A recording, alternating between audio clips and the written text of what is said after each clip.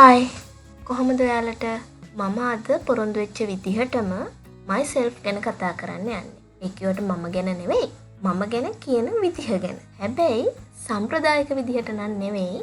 පොඩ්ඩක් අලුත් නැත්තම් වෙනස් විදිහකට. ඇත්තටම මොකද්ද මේ myself කියලා කියන්නේ?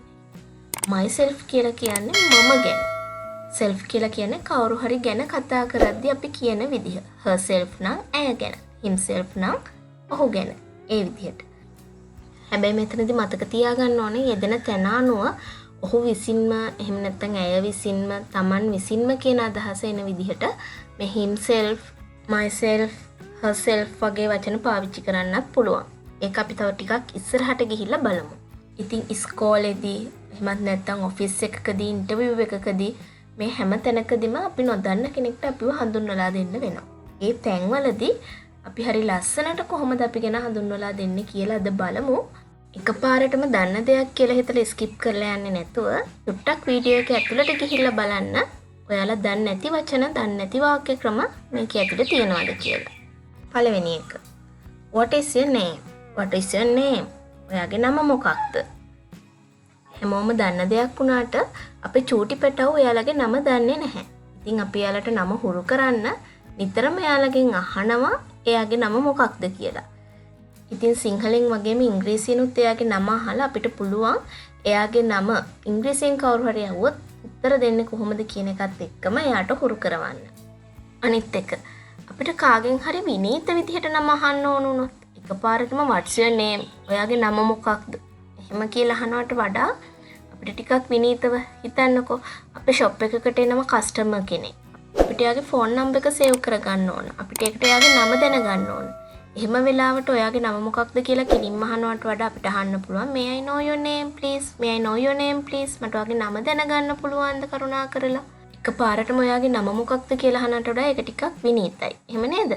ඒකින්ද මේ විදිහටත් කාගෙන් හරි නම අහන්න පුළුවන් කියන එක මතකේ තියාගන්න. කවුරු හරි අපෙන් නම අහපුවම අපි පුරුදු වෙලා හිටියේ my name is කියන එකත් එක්ක නම කියන්න.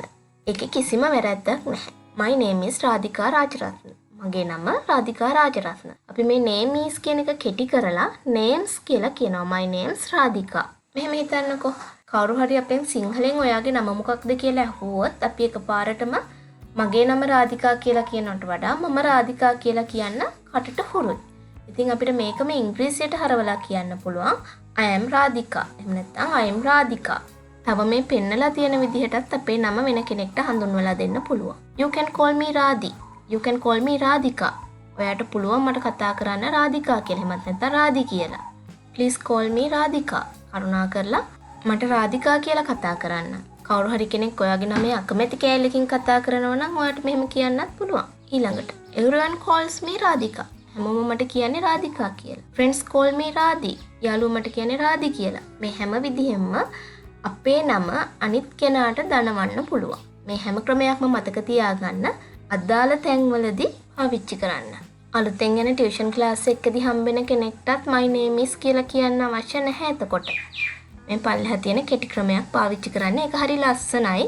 සහ සාමාන්‍ය භාෂාවෙන් කියනවා නම් ටිකක් posh. ඉතින් අපි මේ විදිහට පාවිච්චි කරමු. නම හරි. ඊළඟට වයස. How old are you?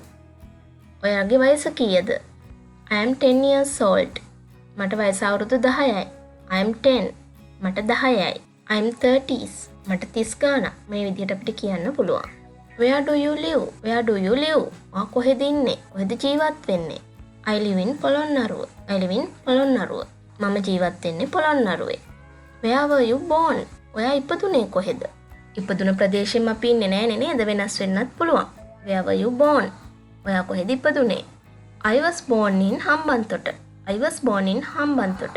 මම ඉපදුනේ හම්බන්තොට. අපි ගැන විස්තර කරනකොට අපි කැමති දේවල්, අකමැති දේවල්, ඒ දේවලුත් ඇතුළත් වෙන්න ඕන. විශේෂයෙන් රචනාවක් වගේ ලියනවනම්. ඉතින් අපි මෙතනදී කැමතිම පාට ගැන කතා කරොත් what is your favorite color? What is your favorite color? මොකක්ද ඔයාගේ කැමතිම පාට? ඒ සාම්ප්‍රදායික ක්‍රමය. අපිට තව විදිහකට මේක අහන්න පුළුවන්. What color do you prefer? What color do you prefer? ලස්සනයි නේද ඒක අර විදිහට අහනවට වඩා. prefer කියලා කියන්නේ මොකක් හරි කැමතිම. මොනවා හරි දේවල් අතරින් වැඩිපුරම කැමති කියන අදහස තමයි prefer කියලා කියන්නේ. මේක අපිට මේ කලර්ස් වලට යොදාගෙන අපිට අහන්න පුළුවන් what color do you prefer? ඔයාගේ කැමතිම පාට මොකක්ද? සාම්ප්‍රදායික උත්තරේ වෙන්නේ නම් my favorite color is white. මගේ කැමතිම පාට සුදු පාට. හැබැයි මීට වඩා ලස්සනට සිම්පල් විදිහට අපිට කියන්න පුළුවන් I like pink. I like pink. මම කැමති රෝස පාටට. ඊටත් වඩා ලස්සනට ආසම දෙයක් ආසම පාටක් ගැන කතා කරන්න අපිට පුළුවන් I love black. මම ගොඩාක් ආසයි කළු පාටට. මේ ප්‍රශ්න අහලා කැමතිම දේවල් ආසම දේවල් අකමැතිම දේවල් අහලා දරුවන්ගේ ඔළුවත් පොඩ්ඩක් පුරුදු කරන්න මේ වචන වලට. උදාහරණයක් විදිහට මේ අහන්නකෝ. පුතා, what is your favorite color? I love purple. ඒ මගේ අවුරුදු 3මාරේ දම් පාට දඟයා. එයා දම් පාටට පුදුම ආසාවක් තියෙන. ඒ වගේම හැමදේම ඕන දම් පාටින් එයාට. හරි. ඊළඟ එකට යමු. What is your hobby? What is your hobby? ඔයාගේ විනෝදාංශය මොකක්ද? අපි එක එක්කෙනාට එක එක විදිහේ විනෝදාංශ තියෙන්න පුළුවන්. My hobby is reading. මගේ විනෝදාංශය තමයි පොත් කියවන එක. එක්කෙනෙකුටම විනෝදාංශ ගොඩක් තියෙන්නත් පුළුවන්. එහෙම වුණොත් අපි කියනවා my hobbies are. My hobby is ඒක විනෝදාංශයක් තියෙනවා නම් my hobbies are විනෝදාංශ ගොඩක් තියෙනවා නම් අපිට කියන්න පුළුවන් my hobbies are reading and traveling. පොත් කියවන එකයි, ඇවිදින එකයි, travel කරන එකයි. තුනක් තියෙනවා නම් my hobbies are reading, traveling and. අපි හැම වෙලාවෙම සහ කියන එක දාන්නේ, එහෙම නැත්නම් and කියන එක දාන්නේ අන්තිම වචනෙට කලින්. කියන්නේ වචන 4ක් තියෙනවා නම් තුන්වෙනි එකට පස්සේ තමයි and කියලා දාන්නේ. ලියද්දි උනත් කියවද්දි උනත් ඒ විදිහට තමයි. විනෝදාංශය කියලා කියන්නේ අපි ආස කරන දෙයක්නේ. ඉතින් අපිට මෙතෙන්දිත් අර කලින් කලර්ස් වලදී කිව්වා වගේම I like, I love කියන වචන පාවිච්චි කරන්න පුළුවන්. I like traveling, I love traveling, I love reading මේ විදිහට අපිට ඒ වචන දෙකත් පාවිච්චි කරන්න පුළුවන්. විනෝදාංශය කියන වචන ඇතුළෙම තියෙනවනේ විනෝදය කියන එක. අපි විනෝද වෙනවට කියන්නේ enjoy කියලා. ඉතින් අපිට පුළුවන් hobby එකත් enjoy කරන්න. ඒකින්ද love, like කියලා කියනවා වගේම I enjoy reading, I enjoy traveling මේ විදිහට අපිට I enjoy කියන වචනේත් එක්කත් අපේ hobby එක කියන්න පුළුවන්.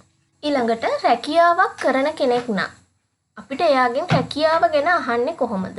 ඔයා කරන රස්සාව මොකක්ද කියලා අහන්නේ කොහොමද? What is your occupation? Occupation කියලා කියන්නේ රැකියාව. එහෙමත් නැත්නම් රස්සාව. ඔයාගේ රැකියාව මොකක්ද? I am a driver. I am a teacher. I am an accountant. මේ විදිහට අපි කරන රස්සාව මොකක් වුණත් අපිට තමන්ව හඳුන්වලා දෙන්න පුළුවන් අනිත් පුද්ගලයාට. ඊළඟට මේ වීඩියෝ එක බලන්නේ චූටි දුවෙක් පුතෙක් නම් ඉස්කෝලේදී ඔයාගේ අම්මා මොකද කරන්නේ, ඔයාගේ තාත්තා මොකද කරන්නේ කියලා අහන ප්‍රශ්නේ නිතරම ඇහෙනවා. එහෙමත් නැත්නම් ඒ වගේ පොඩි දරුවෙක්ගෙන් අපිට අහන්න වෙන්නත් පුළුවන් මේ ප්‍රශ්නේ. අපි කොහොමද මේක අහන්නේ? What is your father? නැත්නම් what is your mother? ඔයාගේ අම්මා මොකද කරන්නේ? ඔයාගේ තාත්තා මොකද කරන්නේ? මෙතනදී who is your father? එහෙම නැත්නම් who is your mother කියලා කිව්වොත් ඒ අහන්නේ අම්මගේ තාත්තගේ නම. What is your father? නැත්නම් what is your mother කියලා කිව්වොත් එතනින් what කියන එකෙන් අදහස් වෙන්නේ රැකියාව. පටල ගන්න එපා. who is what is කියන දෙකේ වෙනස. ඒ ප්‍රශ්නෙට අපිට උත්තර දෙන්න පුළුවන් අර ඉස්සෙල්ලා I am a driver කිව්වා වගේම my father is a driver, my mother is a housewife, my mother is a nurse, my father is a doctor. මේ විදිහට ඕනම රැකියාවක් අපිට හඳුන්වලා දෙන්න පුළුවන් මෙන්න මේ ක්‍රමයට. හොඳයි. අද වීඩියෝ එක වෙනදට වඩා නම් පොඩ්ඩක් දික් වුණා. හැබැයි මං හිතනවා ඔයාලට ගන්න අලුත් දේවල් මේ වීඩියෝ එක ඇතුලේ තිබුණා කියලා. මට ඉල්ලීම ලැබුණේ නම් මේ විදිහට myself ගැන කරන්න කියලා නෙවෙයි. හැබැයි මං හිතනවා මේ ප්‍රශ්න උත්තර ඇතුලේ ඕනම කෙනෙක්ට තමන් ගැන කියන්න හඳුන්වලා දෙන්න රචනාවක් ලියන්න අවශ්‍ය කරන දේවල් ටික තියෙනවා කියලා. ඉතින් එහෙනම් සුපුරුදු වීඩියෝ එකකින් මං ආයෙමත් ඉක්මනින් මෙන්නම්. Have a nice day.